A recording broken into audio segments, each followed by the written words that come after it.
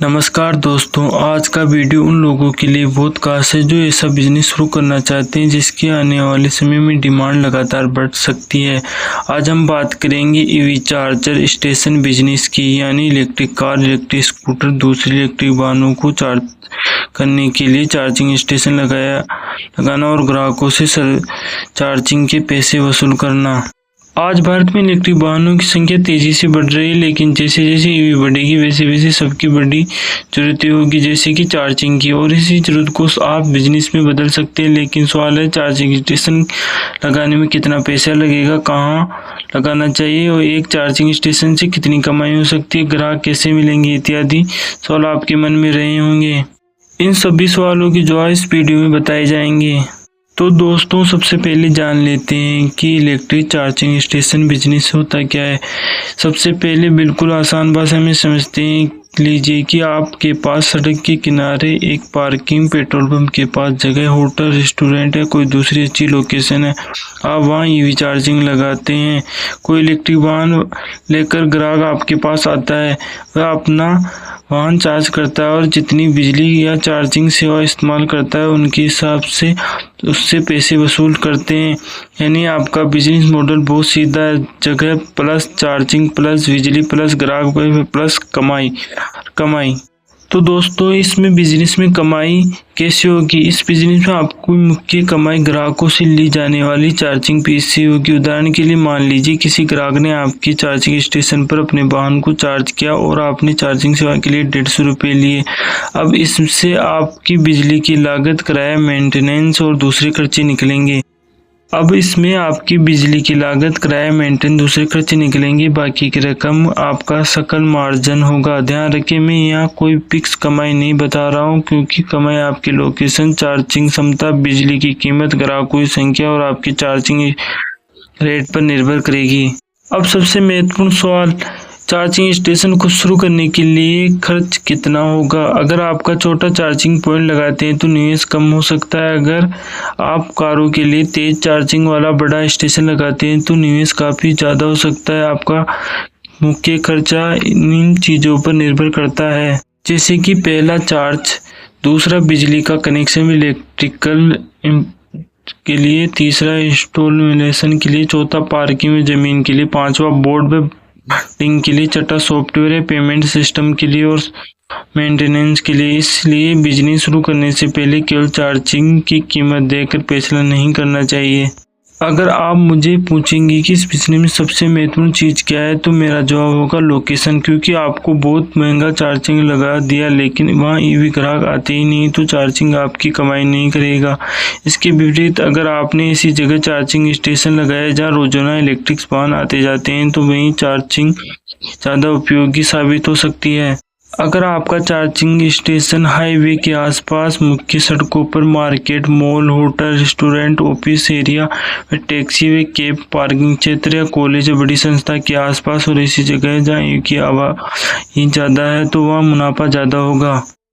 अगर आपकी अपनी ज़मीन या दुकान है तो इस बिजनेस का एक बड़ा फायदा है, क्योंकि आपको हर महीने भारी किराया नहीं देना पड़ेगा। मान लीजिए अपनी जगह है तो वहाँ चार्जिंग स्टेशन लगा सकते हैं। अब आपकी कमाई में से मुख्य खर्च बिजली, मेंटेनेंस और दूसरे ऑपरेशनल खर्च ही होंगे। अगर जगह किराए की है तो आपको हर महीने फिक्स किराया देना होगा। अब बात करते हैं बिजली की। ये सब बहुत ही महत्वपूर्ण है। चार्जिंग स्टेशन लगाने से पहले देखना जरूरी है कि आपकी जगह पर उपलब्ध बिजली कनेक्शन लोड आपके चुने हुए चार्जिंग के लिए पर्याप्त है या नहीं। अगर आपको ज़्यादा क्षमता वाला चार्ज है तो आपको अतिरिक्त इलेक्ट्रिसिटी लेनी होगी। इसलिए चार्जिंग खरीदने से पहले किसी योग्य इलेक्ट्रिशियन, प्रोफेसर व संबंधित बिजली वितरण कंपनी से अपनी जरूरत के अनुसार कनेक्शन और लोड की जानकारी जरूर लें। अब बात बहुत ही जरूरी चीज़ों पर। एज चार्जर दो प्रकार के आते हैं। ईवी चार्जिंग में भी एसी व डीसी चार्जिंग आती है। तो एसी चार्जिंग सामान्य रूप से धीमी हो सकती है और कई जगहों पर लंबे समय तक पार्क कर रहने वाले वाहनों के लिए उपयोगी होती है। वहीं डीसी चार्जिंग ज़्यादा तेज चार्जिंग के लिए इस्तेमाल होती है। लेकिन डीसी फास्ट चार्जिंग सिस्टम की लागत व इलेक्ट्रिकल जरूरत ज़्यादा हो सकती है। इसलिए शुरुआत में तय करना चाहिए कि आपके ग्राहक कौन होंगे। अगर आपके आसपास ज़्यादा इलेक्ट्रिक स्कूटर है तो आपकी ज़रूरत अलग हो सकती है। अगर आपकी लोकेशन इलेक्ट्रिक कार और लंबी दूरी की यात्रा आती है तो ज़रूरत अलग हो सकती है। अब सवाल आता है कि चार्जिंग स्टेशन लगा दिया, लेकिन ग्राहक को पता कैसे चलेगा कि यहाँ चार्जिंग स्टेशन उपलब्ध है। इसके लिए आपको अपनी लोकेशन को डिजिटल रूप से प्रमोट करना होगा। आप पर भी अपनी लोकेशन की जानकारी सही रख सकते हैं। इसके साथ ही आप EV charging app charging network पर उपलब्धता के अनुसार अपना स्टेशन लिस्ट करवाने के लिए विकल्प दे सकते हैं। सड़क पर बड़ा और साफ बोर्ड लगाएं, उस पर लिखा हो ईवी चार्जिंग अवेलेबल। अगर इस बिजनेस में कमाई की बात करें तो मान लीजिए आपके स्टेशन पर रोजाना 10 वाहन चार्जिंग करने आते हैं और औसतन प्रत्येक ग्राहक से आपको 100 रुपये की चार्जिंग बिक्री होती है, तो रोज की बिक्री 1000 रुपये, 30 दिन में 30,000 रुपये हो सकते हैं। आप ये बात ध्यान से समझिए। अगर आपने चार्जर लगा दिया और सोच लिया है कि ग्राहक अपने आप आएंगे, तो ऐसा जरूरी नहीं। आपको बिजनेस की तरह सोचना होगा। आपको देखना होगा कि कितने आसपास है, कितने दूसरे चार्जिंग स्टेशन मौजूद है, उनकी चार्जिंग रेट क्या है, आपकी लोकेशन कितनी सुविधाजनक है, ग्राहक वहां कितनी देर तक रुक सकता है, क्या वहां चाय, खाना, टॉयलेट की सुविधा है, क्या ग्राहक रात में भी चार्जिंग कर सकता है। इन सभी चीज़ों की कमाई पर बड़ा पड़ सकता है। आप चार्जिंग के साथ दूसरी बिजनेस भी कर सकते हैं। ये इस बिजनेस का सबसे शानदार हिस्सा हो सकता है। मान लीजिए आपका चार्जिंग स्टेशन हाईवे पर या मार्केट के पास है। आपको ग्राहक आप वाहन चार्जिंग में लगता है तो आपकी उस जगह पर चाय, कॉफी इत्यादि भी खोल सकते हैं। अब जान लेते हैं कि बिजनेस आपके लिए अच्छा है। तो अगर आपके पास अच्छी लोकेशन है, वाहनों की आवाजाही है, आपके पास निवेश के लिए पूंजी है और आप बिजली मेंटेनेंस, ग्राहक सेवा को ठीक से संभाल सकते हैं और ये चार्जिंग स्टेशन बिजनेस आपके लिए एक विकल्प हो सकता है। लेकिन अगर आपके पास ऐसी जगह की सुविधा नहीं है तो वहाँ ये स्टेशन नहीं चल सकता।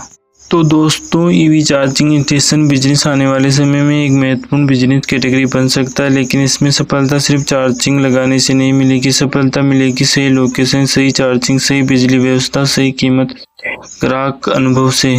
अगर आप इस बिजनेस को शुरू करने की सोच रहे हैं तो सबसे पहले अपनी लोकेशन सर्वे कीजिए। देखिए कि आपके आसपास कितने इलेक्ट्रिक वाहन हैं, कितने चार्जिंग स्टेशन पहले से मौजूद है, उनकी रेटिंग क्या है और रोजाना कितने ग्राहक वहां चार्जिंग कर रहे हैं। इसके बाद ही निवेश का फैसला कीजिए। अगर आपको ये वीडियो उपयोगी लगा हो तो वीडियो को लाइक करें, चैनल को सब्सक्राइब करें, कमेंट में बताएं कि क्या आप ईवी चार्जिंग स्टेशन बिजनेस शुरू करना चाहेंगे। मिलते हैं अगले वीडियो में एक नई बिजनेस आइडिया के साथ। धन्यवाद।